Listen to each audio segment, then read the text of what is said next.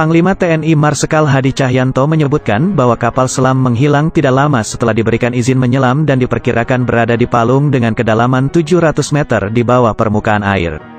Kri Nanggala yang hilang membawa 53 awak kapal dengan cadangan oksigen yang hanya bisa bertahan selama 72 jam. TNI telah mengerahkan banyak KRI lain untuk melakukan penyelamatan terhadap 53 awak kapal tersebut. Hal ini kemudian ramai dibicarakan di media sosial, terutama mengenai mengapa para awak kapal selam tidak keluar dari pintu emergensi dan berenang keluar untuk menyelamatkan dirinya sendiri. Berikut penjelasannya.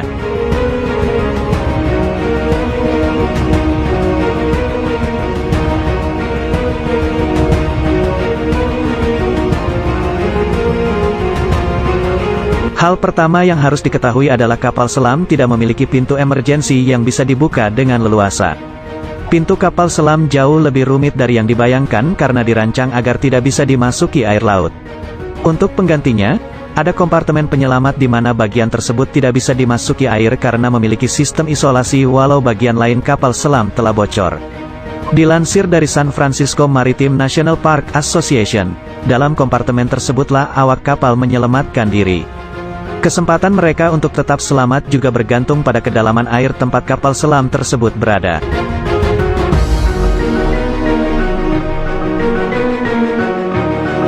Jika KRI Nanggala 402 hilang di kedalaman 700 meter, apakah yang terjadi jika kru nekat keluar dari kapal? Jika awak kapal membuka pintu kapal selam pada kedalaman tersebut, air akan memasuki kapal dengan sangat cepat dan membanjiri kapal dalam hitungan detik.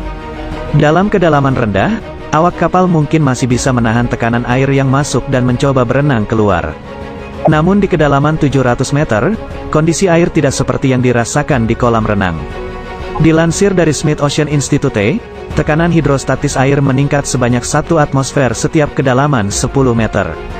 Jika tekanan di udara adalah 1 atmosfer, maka tekanan di kedalaman 700 meter adalah 70 atmosfer.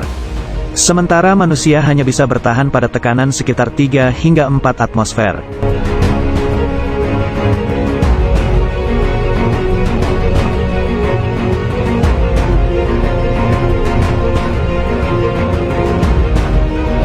Berenang dalam air laut di kedalaman 700 adalah hal yang tidak mungkin bagi manusia.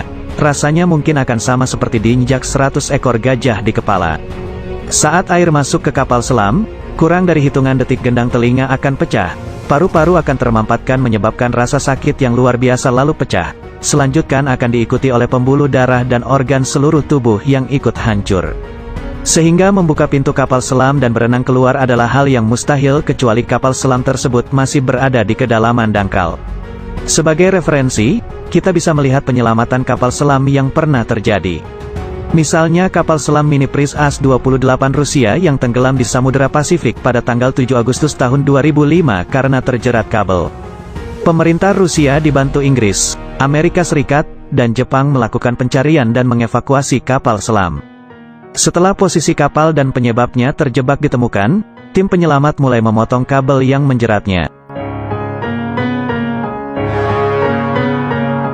Dilansir dari Maritime Journal, setelah kabel yang menjerat Priz As-28 dipotong, tangki pemberatnya diledakkan sehingga kapal bisa kembali naik ke permukaan.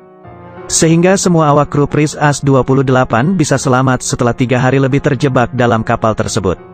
Dari hal tersebut kita dapat menyimpulkan bahwa penyelamatan eksternal, bantuan tim penyelamat, adalah jalan keluar paling baik untuk menyelamatkan awak kapal KRI Nanggala 402 yang hilang. Namun waktu adalah musuh dalam penyelamatan kapal selam. Awak kapal harus segera diselamatkan sebelum persediaan oksigen habis dan sebelum mereka terjangkit penyakit akibat banyak menghirup karbon dioksida dalam kapal yang tenggelam.